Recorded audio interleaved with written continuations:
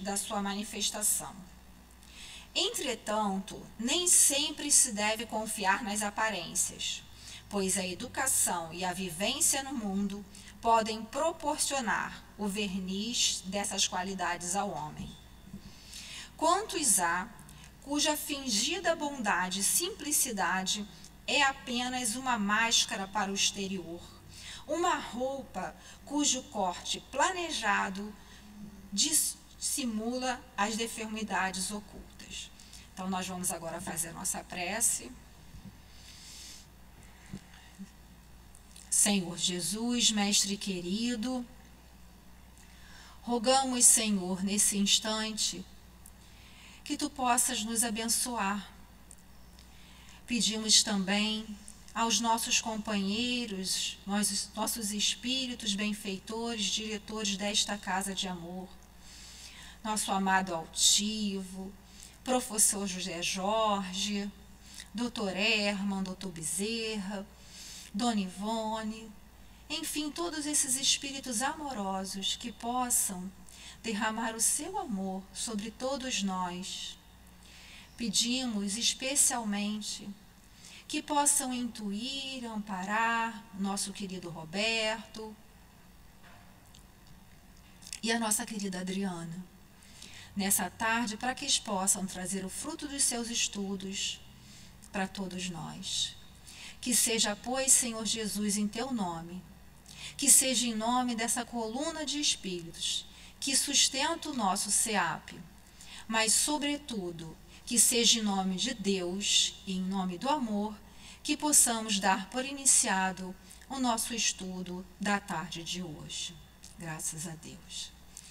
Então, como não temos questões específicas para ler, só podemos desejar uma tarde de estudo e que o nosso querido companheiro Roberto seja muito abençoado.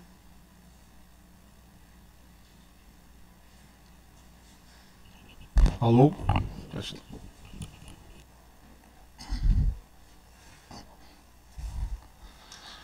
Bom, que Jesus abençoe a todos, os que estão presentes aqui, os que vão assistir pela internet. É um prazer estar aqui novamente, agradeço a direção da casa, a confiança. É sempre muita responsabilidade a gente ter que falar sobre a doutrina espírita, o Evangelho. E estamos então comemorando mais um aniversário do Livro dos Espíritos. Quantos anos mesmo? 165. Mas é um garotão ainda, né? Porque as informações que nós temos aí, de cunho religioso, espiritual, seja o que for, são centenárias, milenares, né? E vem esse conjunto gigantesco de informações que a espiritualidade nos envia há apenas 165 anos. O Livro dos Espíritos é a origem de tudo que nós temos no Espiritismo como base. Porque o Espiritismo, é bom de repetir sempre, começa com Kardec, mas não termina com Kardec. Ele vai sendo ampliado e com nova visão, a própria ciência avançando, não só revela novas coisas, mas nunca em confronto com aquilo que foi revelado pelos Espíritos. Porque o Livro dos Espíritos é isso, é dois Espíritos. E muita gente confunde como sendo o livro de Kardec. Não é o livro de Kardec, é o Livro dos Espíritos. Que Kardec participou, sim, e como participou? Fazendo as perguntas fundamentais de forma pensada, ordenada, para que nós recebêssemos esse tesouro, porque é um tesouro que nos amplia a visão da vida, da nossa presença do universo e perante Deus. O trabalho que Kardec fez vai muito além de fazer perguntas para os espíritos. Podemos dizer que esse grupo de espíritos que se apresentam aqui em toda a codificação, teve um deles encarnado, da mesma equipe. É o nosso professor Hippolyte Léon Denis Rivaio, esse francês, que estudando esses fenômenos é informado depois que ele tivera uma encarnação como um druida, que naquela encarnação passada o nome dele foi Allan Kardec. E quando ele lança a obra, a primeira edição do Livro dos Espíritos, que tinha apenas 501 questões, ele assina como Allan Kardec. Ele era muito conhecido na França, era professor, tinha obras publicadas, sua esposa também. Então ele, para dar um caráter impessoal, ele assina como Allan Kardec, o que deu um toque muito especial, né? Porque é o nome de uma outra encarnação, e dos pilares da doutrina espírita é a reencarnação, que aliás era e é crença dos judeus. Jesus se apresentou como judeu e falou sim sobre reencarnação. Eu sempre repito isso porque é muito importante. Muita gente pensa que reencarnação é algo trazido apenas pelos espíritas ou inventado por Kardec. Nada disso. Eu fiz algumas anotaçõezinhas aqui. Primeiro, assim, um caráter histórico, né? Jesus veio até nós há cerca de 2000 anos. Mas a Terra tem bilhões de anos de existência, né? E o homem surgiu na Terra. Todo mundo conhece a história da Terra, aqueles homens das cavernas. E nós sabemos que nós já vivemos assim. Homens e mulheres das cavernas, correndo atrás da caça, atrás do alimento, com medo do trovão. E através do processo evolutivo da própria reencarnação, estamos aqui hoje, no século XXI. Esse não é o nosso formato final, ainda vamos continuar evoluindo. E até onde vamos chegar? Então a doutrina espírita fala sobre isso, sobre a lei do progresso, sobre a vida, de como é o projeto de Deus para cada um de nós. Jesus veio para nos esclarecer sobre uma série de assuntos. Jesus nos inicia na vida espiritual, foi isso que Jesus fez. Ele não veio morrer na cruz para pagar nossos pecados. Isso é uma visão muito pequena do papel de Jesus, que vai muito além. Ele que é o governador espiritual do planeta Terra, ele que coordena tudo o que acontece nesse planeta. Aliás, faz parte da doutrina espírita também essa informação, né, de que existe uma coletividade de mundos, de planetas, e esses mundos têm os seus dirigentes. E Jesus é um desses dirigentes de mundos. Ele é o dirigente da Terra, mas ele não é o único. E eles também não trabalham sozinhos, trabalham sempre em equipe. Quando Jesus veio até nós, o que ele fez? Arrumou 12 apóstolos. Pessoas simples, pescadores, mas com certeza espíritos que já estavam designados para isso e preparados, longe ainda de uma condição de elevação, de perfeição, mas passar alguns anos junto com Jesus tem que aprender alguma coisa, né? Apesar de terem corrido na hora da cruz, depois Jesus, num ato de amor, ainda se apresenta a eles e eles finalmente tomam consciência do trabalho deles, da missão deles, e todos são sacrificados, exceto João. Esse Jesus se vai e volta para a pátria espiritual, e o movimento desses cristãos, que se confundia no início com o próprio judaísmo, a princípio era como se fosse uma corrente do judaísmo, com o tempo foi se descolando. Então esses cristãos se reuniam, eram perseguidos pelo Império Romano, então se reuniam basicamente escondidos, isso dependia muito da região, e essa perseguição assumiu assim uma condição muito dura, principalmente com Nero e Diocleciano, até que no ano 313, o imperador romano Constantino, ele se declara cristão.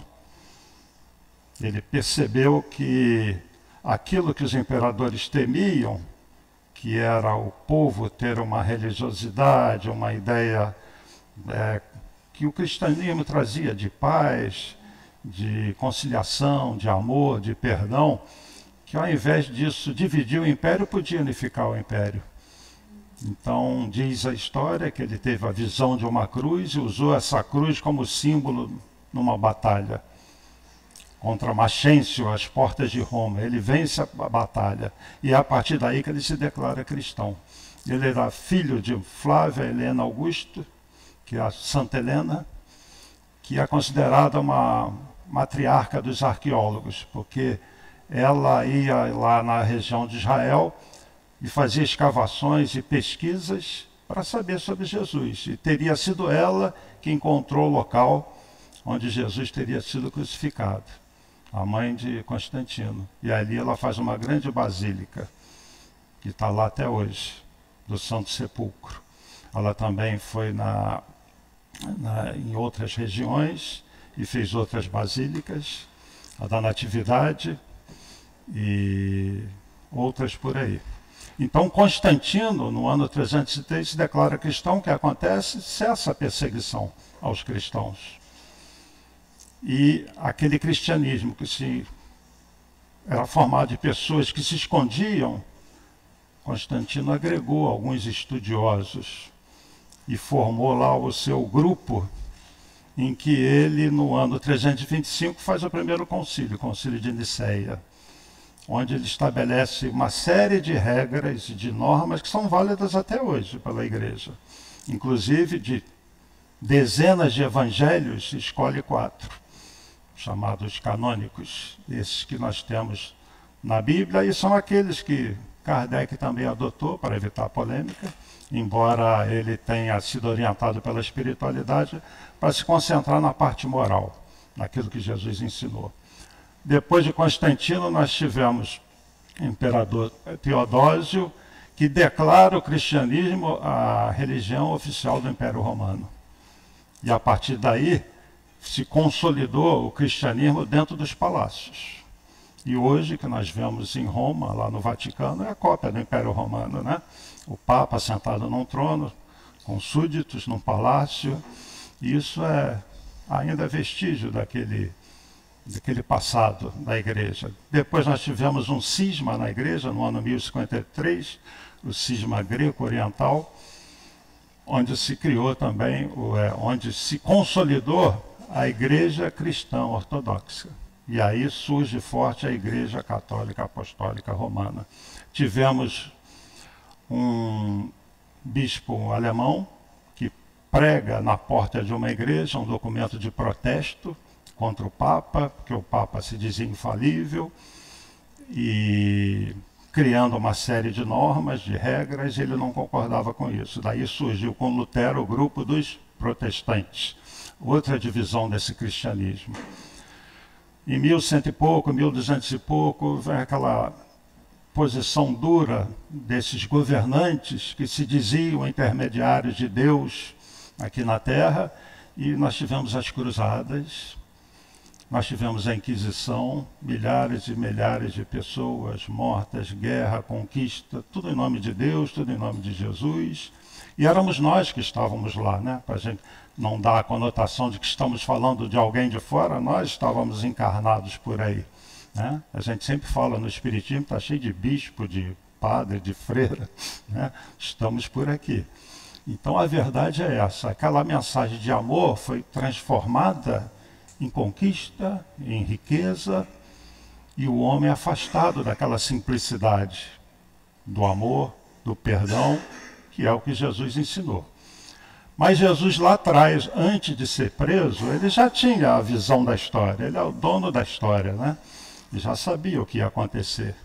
E deixa uma mensagem muito importante que todo espírita deve conhecer, que tem muito a ver com o nosso assunto aqui do Livro dos Espíritos.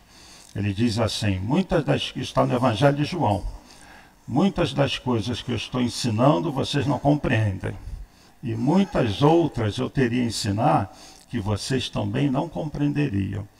Por isso eu rogarei ao meu Pai para mais tarde enviar um outro Consolador, o Espírito da Verdade, que vai explicar todas as coisas e fazê-los relembrar tudo o que eu tenho dito. Palavras de Jesus. Jesus vai para a cruz, e nós estamos comemorando aqui a Semana Santa também, então tudo que a gente está falando aqui, que seja homenagem a esse Espírito que é de uma grandiosidade que a gente não faz ideia do que seja esse Jesus. A ideia que o homem faz de Jesus é muito pequena. Nós apequenamos esse espírito que é de uma magnitude que foge à nossa compreensão.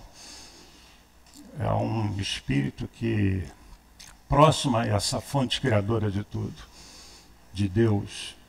Isso é o resultado da evolução dos espíritos. Vocês vão evoluir a esse ponto. Um dia, todos nós, todos vocês, terão um nível de compreensão que é muito, muito distante, muito além do que a gente possa imaginar hoje. E todos nós, queiramos ou não, estamos submetidos a leis e vamos chegar lá. Esse é o projeto de Deus. E como Deus não erra, não erra projeto, não tem jeito. Então Jesus, naquela época, falou: eu estou no Pai e o Pai está em mim. Eu faço as vontades do meu Pai. Como quem diz, eu e Deus somos unha e carne. Eu estou aqui cumprindo a vontade dele, do meu Pai. Jesus, então, havia prometido esse outro Consolador, mas para que uma mensagem de cunho espiritual fosse mais bem compreendida, é preciso que surgisse um novo linguajar de energia, ondas, partículas, compreensão da matéria. Porque senão, como visualizar um mundo etéreo? Um mundo onde os seres se revestem de um outro tipo de matéria. Um mundo que não é dessa matéria da tabela periódica. Como entender isso? Principalmente um povo que achava que o Sol girava em torno da Terra, que a Terra era cercada de monstros, dragões, que os navegadores não podiam entrar muito no mar porque iam cair no abismo. Então a mente humana ficou muito limitada durante muito tempo. Mas existe um planejamento para o planeta. A Terra não é formada apenas pelos encarnados, tem também toda uma esfera, esferas espirituais, espíritos que vêm de outros orbes, trabalhadores que esses dirigentes de mundo trazem de outros orbes, espíritos muito mais avançados na ciência, e eles vão encarnando. Alguns para dar uma alavancada no campo moral, outros no campo do conhecimento. E precisava mudar essa visão a respeito da vida. Se vocês pegarem a história do conhecimento na Terra, eu dou sempre esse exemplo, peguem 1500 anos antes de Cristo. Como é que se navegava? Barco a vela, barco a remo, não é isso? Como é que se mandava mensagens? O sinal de fumaça, pombo-correio, ou aquele cavaleiro levando a carta, não é isso? A medicina, sangria, como era a medicina? Peguem 1500 anos depois, estou pegando um período de 3.000 anos, né? 1500 antes, 1500 depois. Essa data de 1500 depois é bem conhecida nossa, né? Cabral descobriu o Brasil. Como se navegava?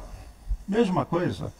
Talvez a técnica do barco de construção fosse um pouquinho melhor, mas era barco a vela, barco a remo. E a comunicação? Sinal de fumaça, pombo-correio, o cavaleiro. Pouca coisa mudou. E você vai assim, 1600, 1700.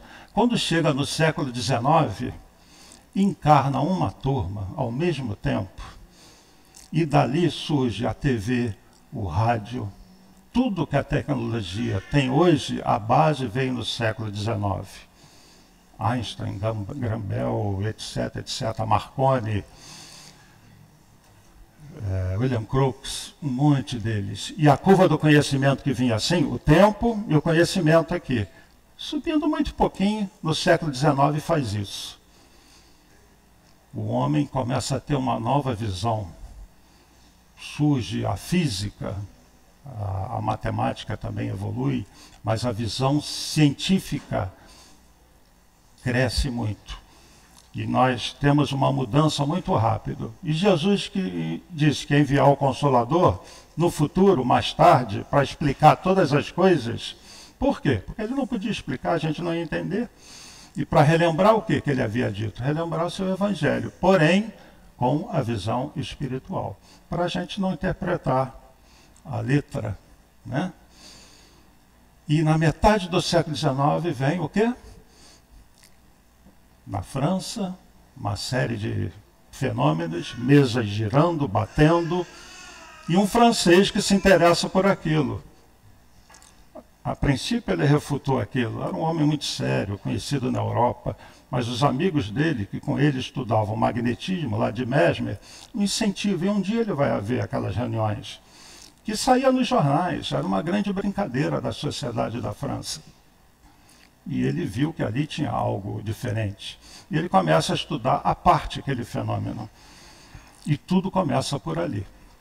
E eu não vou entrar em detalhes, eu sugiro até, tem um filmezinho muito interessante chamado Allan Kardec. Vejam esse filme. Está disponível, é muito bem feito, conta e mostra, sobretudo, a dificuldade que ele teve. Não foi fácil. Missionário não tem vida fácil. Veja o próprio Jesus, né, governador da terra. Foi humilhado, torturado, morto na cruz. Então, Kardec não teve facilidade, mas ele faz um trabalho extraordinário. O que ele faz? Aquilo era uma mensagem do mundo espiritual, tinham médiuns. Ele não vai pegar um médium PhD, com 40 anos, super culto, que poderia dar respostas inteligentes. Ele pega a princípio duas meninas, Julie e Caroline Baudin. E aí começa o trabalho com essas médiuns, e ele fazia perguntas. Mas não era assim, fazia pergunta e ele anotar que aquilo era uma verdade. Ele ia checar as respostas com outros médiuns. E eu estava lendo sobre um trabalho feito por um espírita bem conhecido hoje em dia, o Canuto Abreu. Ele teve o cuidado de ir na Europa, e em bibliotecas, em sebo, em museu, e ele reuniu escritos de Kardec. Ele conseguiu reunir um material maravilhoso e trouxe para o Brasil. Esse material ficou disponível, depois teve uma briga dele, se não me engano, com Manuel Filomeno de Miranda, e ele fica um pouco assim triste, como a gente diz na gíria, recolheu o trem de pouso, e ele desencarna. E em 2004, num congresso, 4º Congresso Internacional Espírita, em Paris, o médium Raul Teixeira recebe um espírito e deixa uma mensagem belíssima. Quem assina? Canuto Abreu. E a partir daí o nome dele de novo vem à tona, e todo o trabalho que ele fez, a princípio ele relutou em levar para a FEB, porque estava seguindo um caminho muito voltado a Rustem, e ele procura Chico Xavier. O Emmanuel aconselha ele para segurar aquele trabalho. Ele desencarna, esse trabalho ficou lá na Universidade Federal de Juiz de Fora, e hoje esse trabalho está disponível aí, com os escritos, né, como Kardec elaborou o Livro dos Espíritos. Em obras póstumas, também tem anotações de Kardec que foram reunidas, em que ele fala como ele elaborou a obra. O importante é o seguinte, foi um trabalho sério, com método, em que ele verificava as respostas. Tá? A princípio, em 1857, o livro saiu com 501 perguntas, e depois, em 1860, que vem a segunda edição, que a gente conhece e que nós estudamos, inclusive essa aqui, com 1019 perguntas. Vamos colocar em mente o seguinte, então, para deixar bem claro que quem elabora e quem envia as informações todas são os espíritos. A primeira pergunta que Kardec fez, uma pergunta muito inteligente, como não poderia deixar de ser, e ele usou um método até na maneira de perguntar, dividindo os assuntos, que é Deus. O que uma garota de 14 anos, uma de 16, responderiam sobre o que é Deus? Né? Ele checou essa resposta. Inteligência suprema, causa primária de todas as coisas. Resposta curtinha, né? Mas que definição de Deus? Inteligência suprema. E a gente, quando estuda o Livro dos Espíritos, todo instrutor fala assim, reparem que Kardec não perguntou quem é Deus. Porque ele não vê Deus como uma pessoa, e não é uma pessoa. Que é Deus? Que coisa é essa que chamamos Deus? É uma inteligência suprema. É uma inteligência. Deus não é uma pessoa.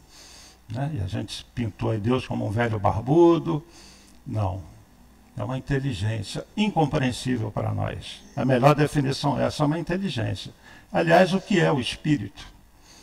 É o princípio inteligente do universo, não é isso? É isso que a gente estuda, a resposta. Inteligência suprema, princípio inteligente. Que diz a Bíblia, fomos criados à imagem e semelhança de Deus. Inteligência, inteligência. Nós também não somos esses corpos, cabeça, tronco e membros. Nós assumimos essa forma, mas o Espírito é uma chama, um clarão, algo difícil de definir também. É uma inteligência, não suprema, não criadora de todas as coisas, mas com um potencial gigantesco de criar. E todos vocês têm esse potencial. Nós criamos, por enquanto, em escala menor. Mas acreditem, um dia vocês vão criar em escala maior. Mas para isso, Deus exige duas coisas. Conhecimento, que se adquire como? Vivendo, estudando, buscando. E a outra, o suprassumo das virtudes, o amor num nível que nós talvez não compreendamos. E é nesses dois aspectos que todos nós temos que evoluir, no conhecimento e no amor. Nós estamos numa etapa ainda muito inicial dessa jornada, mas nós vamos chegar lá. Quando a Terra foi criada há 4 bilhões e meio de anos, Jesus já era um espírito puro, perfeito. E se ele já era puro e perfeito, e se todos os espíritos são criados iguais, simples e ignorantes, onde se deu o processo evolutivo de Jesus? A gente não tem essa informação. Com certeza lá na frente, um dia, é uma coisa que me intriga, né? Jesus já foi um homem primitivo, um homem das cavernas, num mundo qualquer, por incrível que pareça. E ele chegou onde ele está por esse projeto de Deus. Reencarnações, até chegar a um ponto que ele não precisa mais encarnar. Jesus é filho de Deus? É. Vocês também são. Jesus atingiu o cume da evolução, conforme nós entendemos, pelo esforço dele, pelo mérito dele. E todos esses espíritos que são dirigentes de mundos atingiram essa condição assim. É impressionante isso, né? E é difícil para a gente. Talvez até alguns cristãos vão virar a cabeça assim. Jesus um dia viveu. Os espíritos falaram, né? Todos são criados iguais, simples, todos. Simples e ignorantes. Não existe ser preferencial. Jesus não foi criado assim, perfeito. E aí o mérito dele, né? Eu sempre dou esse exemplo também. Digamos que aqui tivesse um espírito perfeito, aqui outro perfeito. Esse à direita foi criado assim, no estalar de dedos por Deus. Perfeito. Todo conhecimento, todo amor. Esse daqui, perfeito também, todo conhecimento, todo amor, mas foi aprendendo, reencarnou, errou, corrigiu, e pelo esforço dele atingiu essa condição. Eu perguntaria, qual dos dois é mais perfeito? Alguém vai dizer, são iguais, são perfeitos? Não. Esse daqui tem uma virtude que esse não tem, é o mérito. Então esse daqui já não é perfeito, porque não tem o mérito. Não haveria perfeição. Então esse é um processo natural de reencarnar, aprender com os próprios erros, você se levantar até a hora que você mira essa inteligência suprema, não se afasta mais disso, e essas asas do conhecimento do amor vão se expandindo. Então no século XIX nós tivemos o Consolador vindo, e isso é de uma importância crucial para nós. E Kardec aí a gente quero agradecer muito a ele também pela grandiosidade da missão, porque quem enviou o Consolador? Quem? Quem é responsável por esse grupo de espíritos, que é um grupo de espíritos, coordenado por um outro espírito, e acima deles, Jesus. Quem enviou? O próprio Jesus enviou. Então, o Consolador que ele havia prometido enviar é obra do Cristo. O Espiritismo só existe por ordem, por vontade, planejamento de Jesus. E ele falou que ia enviar um outro Consolador, que ele chamou o Espírito da Verdade. E na Gênesis você vai encontrar Kardec falando claramente que esse outro Espírito é ligado a Jesus, E Jesus fala por esse Espírito, e a gente vê na obra Espírita mensagens do Espírito da Verdade dizendo assim: venho como outrora aos transviados filhos de Israel. Aí tem muito espírita que é levado a dizer, então, é Jesus, o Espírito da Verdade é Jesus. Não é Jesus, mas é esse Espírito ligado a Jesus. Quem estuda o livro dos médiuns, capítulo da identidade dos espíritos, vai entender isso. Que muitas vezes os espíritos falam por outros. Dr. Bezerra, por exemplo, tem um grupo de, são 2.000 ou 20.000 espíritos que se apresentam nas casas espíritas como o Dr. Bezerra, ligados mentalmente a ele. E levam a mensagem de Bezerra. Não é Bezerra ali fisicamente, mas é a mente de Bezerra através deles. Então, esse Consolador vem fazer aquilo que Jesus prometeu, revelar novas coisas, o mundo espiritual. E como eu disse, para entender o mundo espiritual, a gente precisava entender a matéria de outra forma. E isso é abordado no Livro dos Espíritos. O Livro dos Espíritos é dividido em 4 partes. A primeira parte tem 4 capítulos das causas primárias. A Gênese, os milagres, as predições. Essa parte deu origem à Gênese depois, à outra obra. Porque são 5 obras. Uma é o Livro dos Espíritos. As outras 4 são derivadas do Livro dos Espíritos. E eu separei aqui, só para vocês terem noção da profundidade do que existe no Livro dos Espíritos, separei algumas questões para a gente comentar. E vocês entenderem a grandiosidade dessa obra.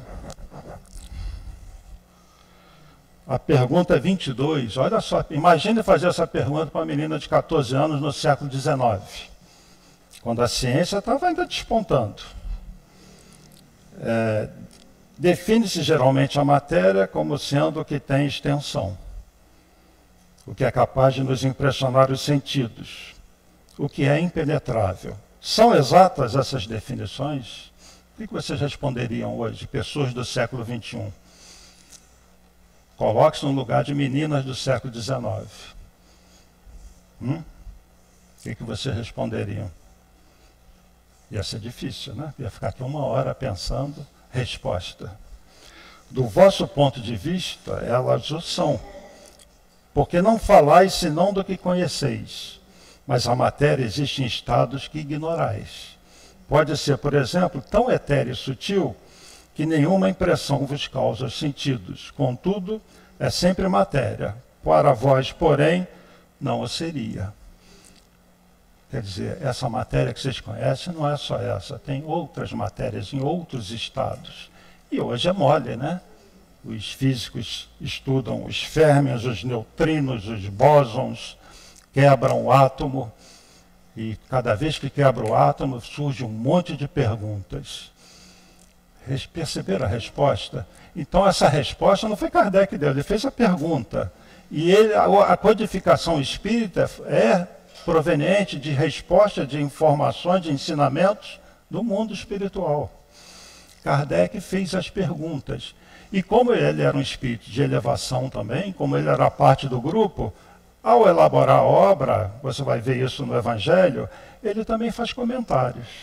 Então, no Evangelho segundo o Espiritismo, você tem a passagem de Jesus, comentários de Kardec e sempre nos capítulos as instruções dos Espíritos, que são mensagens belíssimas, profundas, maravilhosas, explicando o que Jesus quis dizer. E esses Espíritos, que são dessa equipe de Jesus, ligados ao Espírito de verdade, ligados ao próprio Jesus, traduzem o pensamento de Jesus explicando aquilo que ele não pôde explicar.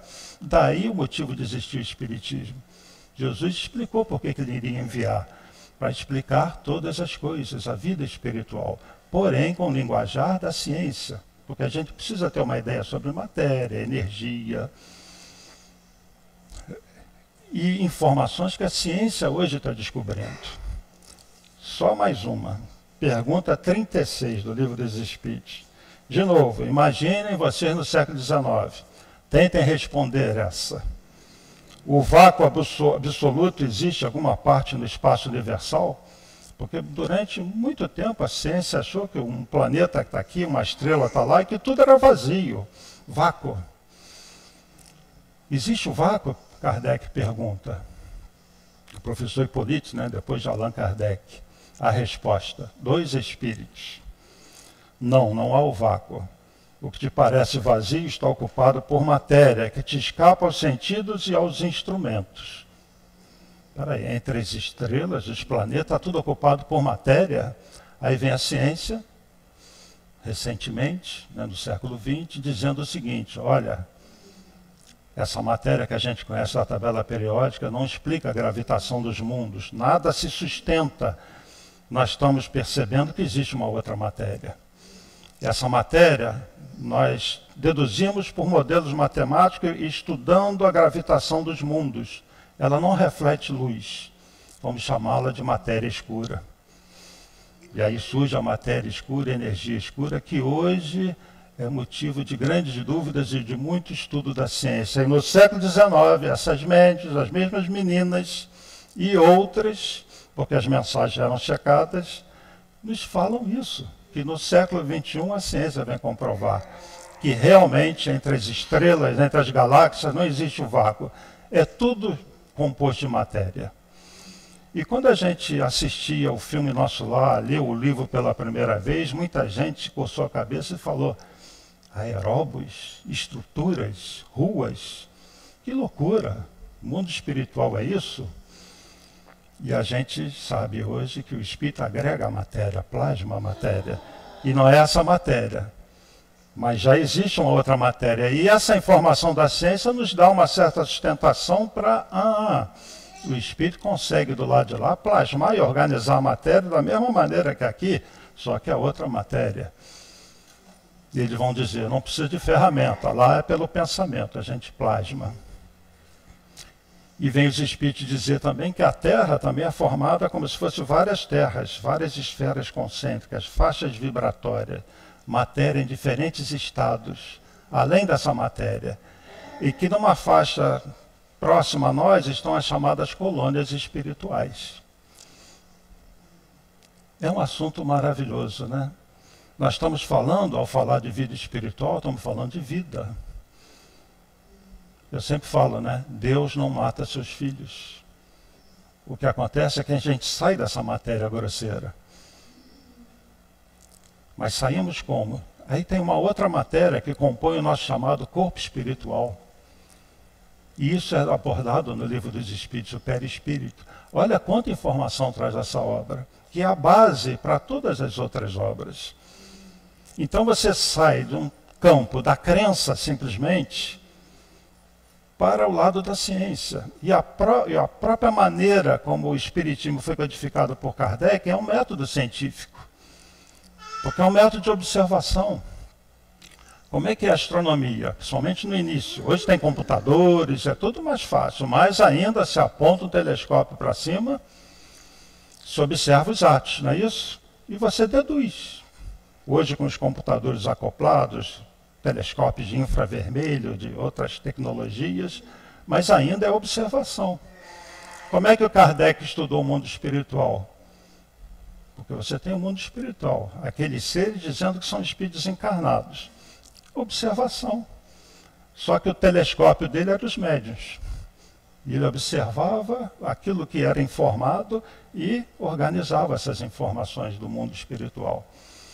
E vejam bem, não é simples pergunta e resposta. Tem toda uma ideia, um conjunto de ideias que se encaixam. De novo, meninas de 14, 16 anos, a Caroline, a Jolie, e depois em 1860 vem a versão com 1019 perguntas e as respectivas respostas.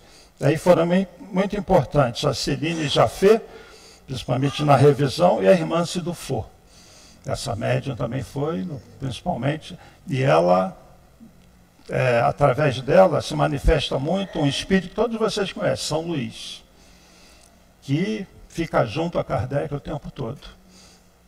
Então nós temos em mãos um conjunto de informações riquíssimas sobre a nossa realidade. Aquela pergunta, de onde eu vim, o que eu sou, para onde eu vou, está respondida. Estudem a doutrina espírita, estudem o espiritismo, estudem o evangelho com a visão espiritual, porque é isso que é o evangelho segundo o espiritismo. Precisamos resgatar Jesus, porque o momento do mundo é um momento onde as trevas, aí vamos amenizar isso, nossos irmãos que estão muito atrasados ainda na evolução, muito voltados para o mal, estão nervosos. E tudo que acontece hoje na Terra também é muito reflexo do que acontece do lado de lá. Antes eu dizia, né, que existe uma batalha espiritual, da luz contra as trevas. Não existe batalha. O que acontece é que a luz está mergulhando nas trevas.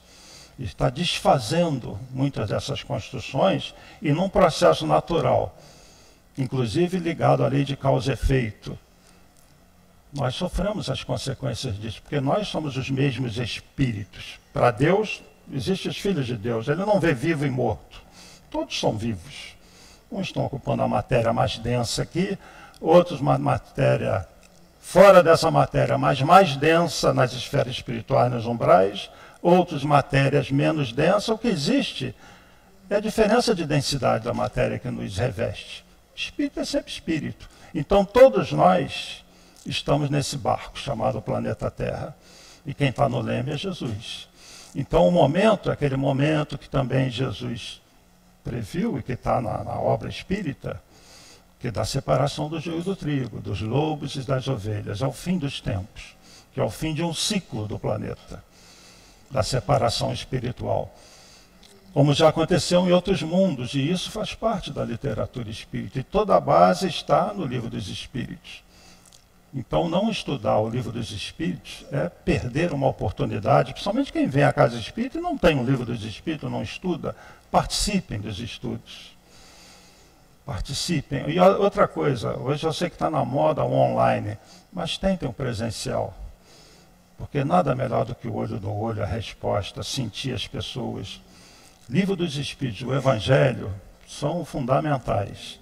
Aí você, vou brincar aqui, se assanha um pouco mais, quer trabalhar na casa, estuda o Livro dos Médiuns. Estuda o Céu e o Inferno, que também é fundamental para quem trabalha em reunião mediúnica, entender essas interações. E a Gênese, né, que fecha com a ciência.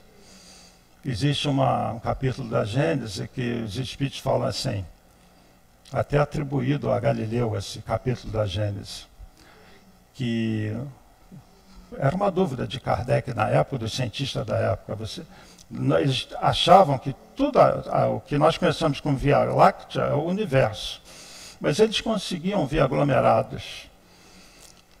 E então esses espíritos vêm dizer que o universo é como se fossem várias ilhas separadas, onde a distância que separa as ilhas é muito maior do que a extensão das próprias ilhas. Vocês entenderam? Como um arquipélago, a distância entre as ilhas é muito maior que a dimensão da própria ilha.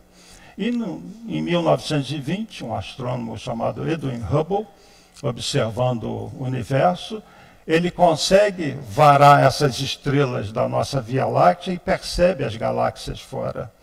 E isso vai se desenvolvendo e hoje a gente tem uma visão do universo, principalmente com o Hubble, que é muito recente, que foi um telescópio que ganhou o nome em homenagem ao Edwin Hubble, nos mostrando esse universo como sendo várias ilhas.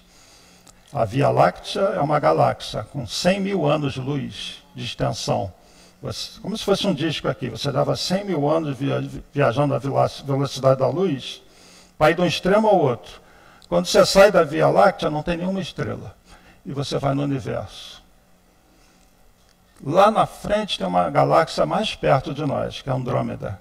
A primeira estrela de Andrômeda, a distância dela para essa estrela daqui da Via Láctea, que você saiu dela, essa distância entre os dois discos, é de 2 milhões de anos-luz.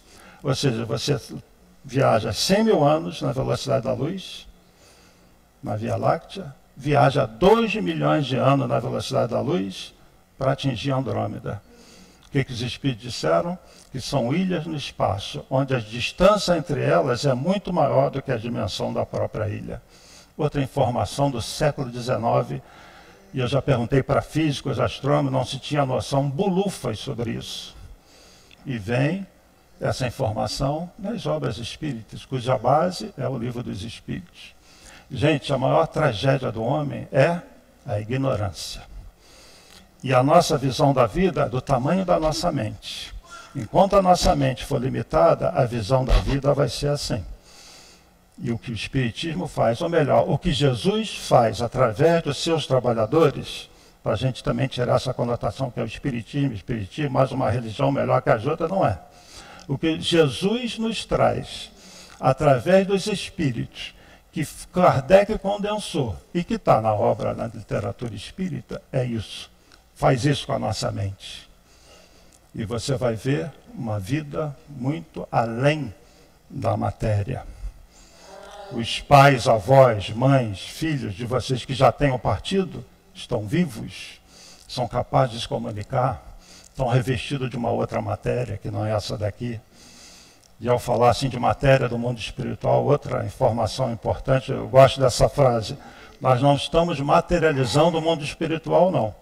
Nós estamos espiritualizando a matéria. Tá? Então, o Livro dos Espíritos tem a primeira parte das causas primárias, a segunda do mundo espírito ao mundo dos espíritos, sempre com questões inteligentes, complexas, como essas que eu li. A terceira parte das leis morais, que vai dar origem ao Evangelho. E a quarta das esperanças e consolações. E aí você tem o Céu e o Inferno, lançado em 1865. Então, cada uma das obras complementares tem origem em uma dessas partes do Livro dos Espíritos, que foi então organizado de forma metódica. Kardec parou, é lógico, ele foi intuído, ele foi orientado por esses espíritos. E ele então divide o Livro dos Espíritos em partes. A primeira parte é muito voltada a essas questões que envolvem a ciência, e essa primeira parte vai dar origem à Gênese, que é o último livro que ele vai publicar. Até mesmo pela complexidade, porque ele também fecha, né, a ciência com essa filosofia espírita. Então, o espiritismo tem três aspectos. Ciência, por tudo que eu já falei aqui, estudem, vocês vão perceber. Ciência, filosofia, e não foi nenhuma intenção de Kardec criar uma religião, mas depois ele viu que tinha um caráter religioso, porque nos religa a Deus. Religare, do latim, e tudo que nos religa a Deus, que vem de um corpo de ensinamento, de uma doutrina, não deixa de ser uma religião. E ele cedeu, então, porque a princípio ele via como ciência e filosofia, e muito da curiosidade dele de entender aqueles fenômenos. E ele então percebe, ao longo da obra, que ele tinha uma missão. E aí é outra, assim, a gente pode homenagear Kardec. Você nunca vai ver em nenhum canto da obra ele se vendo como um missionário. Ele sempre se coloca assim à parte da obra. Impressionante a humildade dele. O que caracteriza um espírito superior, humildade. O conhecimento, a inspiração, o sacrifício dele, porque ele sofreu muito para fazer isso. Os nossos amigos da igreja refutaram aquilo. Um bispo lá em Barcelona queimou centenas de livros. Ele chamou a atenção, né? Queimou o Livro dos Espíritos, chamou a atenção para o Livro dos Espíritos, né? Então nós temos esse tesouro em nossas mãos, elaborado de forma metódica, científica, que é o Livro dos Espíritos, nos revelando essa nova realidade. Então nós estamos no século XXI, num tempo muito delicado. Não sei se vocês já se deram conta do momento que vocês estão passando aqui na Terra. Sabe aquela história, ebola ou búlica? Já ouviram falar isso? Ebola ou búlica. Muitos espíritos estão tendo a última oportunidade. Então a ignorância ainda campeia na Terra. A maldade campeia na Terra. E são irmãos nossos, que são vistos por Jesus e por esse espírito com piedade, com amor. Mas existe um projeto para a Terra. E esses espíritos, muitos deles, estão sendo separados já. E vão continuar sendo separados. Um novo exílio, os novos Adãos e Evas. Isso que está acontecendo na Terra, que vai se acentuar muito, façam bastante prece, Já aconteceu em outros mundos. Já aconteceu no passado, num sistema que é uma estrelinha, sistema de Capela, são duas estrelas, sistema binário. E um dos mundos que orbita Capela passou por esse processo que a Terra está passando. Um processo de transição e de separação do joio e do trigo. Esses espíritos foram mandados para o mundo no início da sua jornada. Que mundo era esse? A Terra, no passado. E vieram em hordas, em grupos, que com o tempo foram encarnando e formaram o povo hebreu, os arianos, os mais difíceis os arianos, o povo da Índia e os egípcios. Os egípcios saltam aos olhos, né, que eles tinham conhecimentos, as pirâmides, tudo. E nós, será que somos exilados? Muitos de nós, sim. Ainda somos aqueles capelinos lá de trás. Então eles deixaram de viver naquele mundo, ingressando numa era de alta tecnologia, com os confortos que a tecnologia traz, e dentro de um planejamento eles não tinham merecimento, vieram para a Terra. E aquele mundo, então, com toda aquela tecnologia, com só os espíritos que tinham mérito lá, um verdadeiro paraíso. E eles foram expulsos do paraíso. E aquela horda, população, simbolizada pelo homem e a mulher, expulsos do paraíso, acabou nos textos antigos, na própria Bíblia, a história de Adão e Eva, que não pode ser lida como uma coisa literalmente. É uma analogia, é uma poesia quase, desse processo de exílio dos espíritos de um mundo que tinha um planejamento. E agora nós temos os novos Adãos e Evas, os exilados da Terra, que vão para o mundo primitivo. Imaginem ser exilado para um mundo desse e ter que recomeçar. Mas assim é e assim será, porque é planejamento de Deus. Melhor do que arder por todo sempre no mármore do inferno. Não é isso? Então, Deus que ama seus filhos, não mata seus filhos, dá inúmeras oportunidades. Que sejamos nós merecedores de continuar nessa terra e que tenhamos o livro dos Espíritos na sua verdadeira dimensão de importância. É Jesus conversando conosco de novo através dos seus trabalhadores.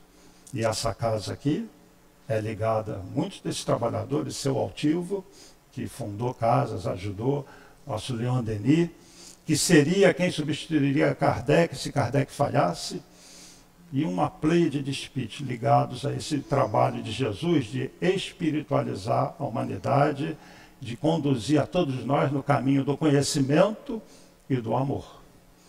Então, nós andamos muito no campo do conhecimento, precisamos agora desenvolver os sentimentos. Mas chegou a hora, né? Eu sinto muito. Eu quis dar um apanhado aqui, falar assim, da importância do Livro dos Espíritos, comentei algumas questões, e repito, convido para quem não estudou, não conhece, pelo menos, por favor, compre o livro, é baratinho, e leiam em casa, mas se quiserem aproveitar bem, estudem, e de preferência presencial, e o Evangelho também. Aí depois vocês vão para as outras obras, tá? Para quem não tem assim muito conhecimento. É maravilhoso, tá bem? Então que esse Jesus que se sacrificou por nós, ainda se sacrifica, muito além da cruz. Nós vamos agradecer a Ele, né? Semana Santa, por tudo que Ele fez, faz, ainda fará, por cada um de nós e por toda a humanidade. E que Ele abençoe todos nós e que tenha a nossa gratidão eterna. Tá bom? Obrigado pela atenção. Nós que agradecemos, Humberto, assim, todas essas informações, esses ensinamentos. Vamos passar agora para a segunda parte da nossa reunião e nós solicitamos aos médiuns que ocupem os seus lugares. Enquanto isso, nós outros vamos fechando os olhos, vamos nos asserenando a mente, o coração. Não nos distraiamos com essa movimentação que se faz necessária. Vamos pensando aí no nosso Mestre Jesus, como o nosso companheiro falou, esse espírito abnegado que trouxe e traz tanto amor, tanto consolo para todos nós. Então vamos agora fazer uma prece para iniciar os trabalhos dos passes.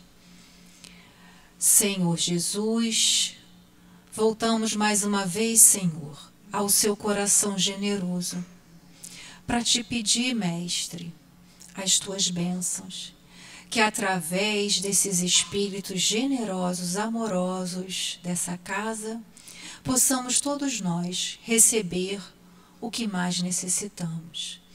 Que possa ser, Senhor Jesus, em teu nome, mas sobretudo em nome de Deus, iniciado esse momento dos passes.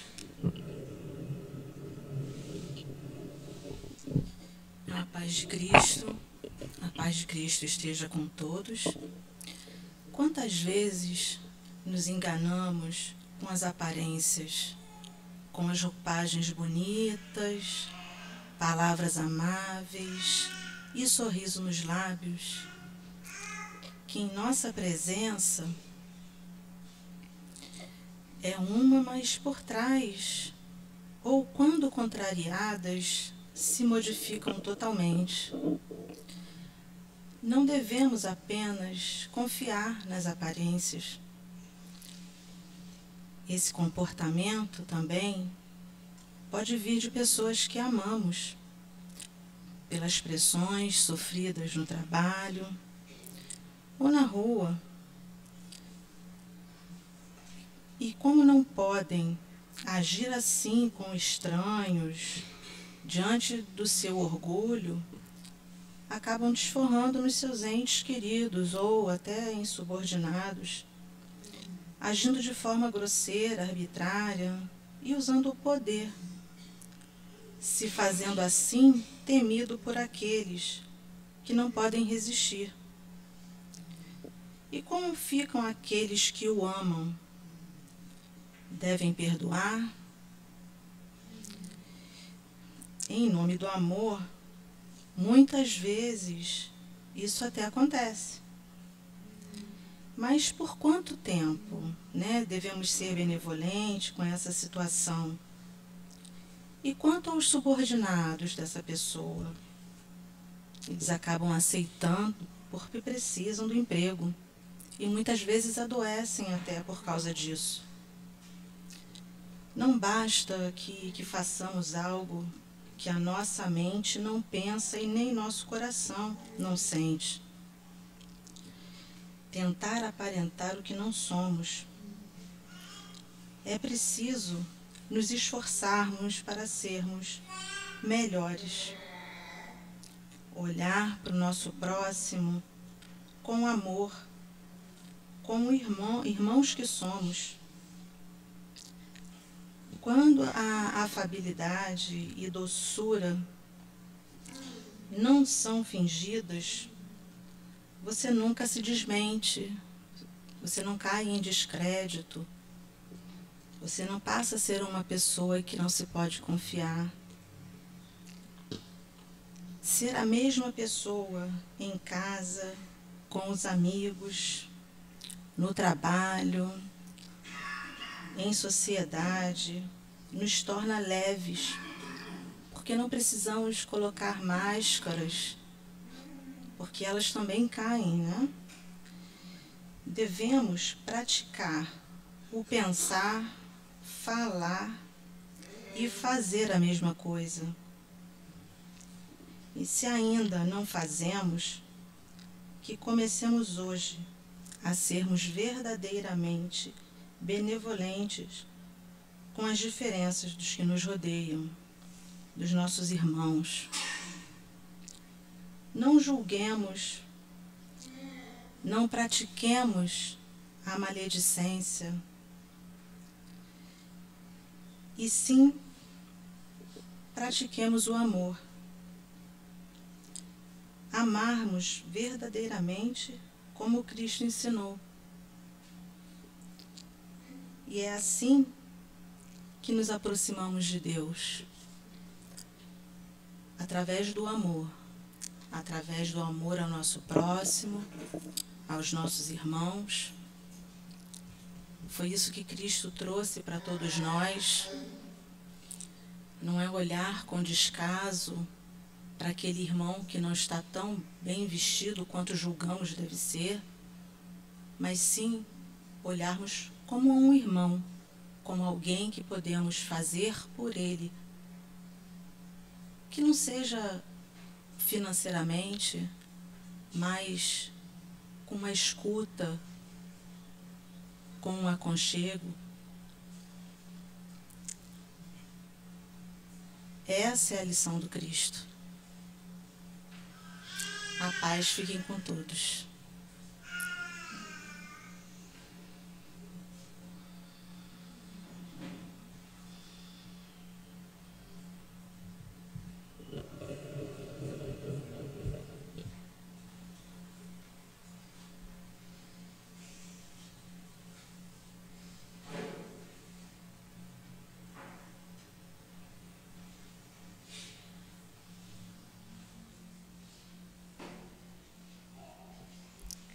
Chegou a hora de agradecermos mais uma vez. Agradecermos a esses espíritos incansáveis, aos nossos anjos guardiães, que nos trouxeram aqui nessa tarde, a esses espíritos abnegados como Kardec, Leon Denis, nosso amado altivo, e tantos outros companheiros que estão aqui a nos financiar essa encarnação, a nos estimular dizendo: vai, estuda, trabalha, perdoa. Que esse dia, essa semana, como bem disse o nosso irmão, vamos lembrar desse mestre inesquecível, Jesus, e vamos honrar a sua presença em nossas vidas, nos esforçando em conhecer um tanto mais da sua doutrina de amor. Que todos nós possamos estar envolvidos desse sentimento de amor ao sair daqui e chegar em nossos lares. Que todos nós possamos ser realmente seguidores de Jesus, demonstrando sempre esse amor que com eles aprendemos dia a dia. Que sejam então amparados por esses amigos espirituais que são fiéis a Jesus e a todos nós.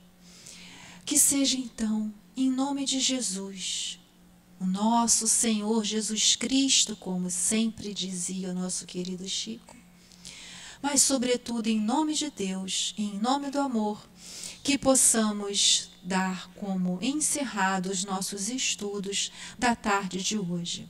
Mas pedimos, Mestre, continue conosco, agora e sempre, graças a Deus.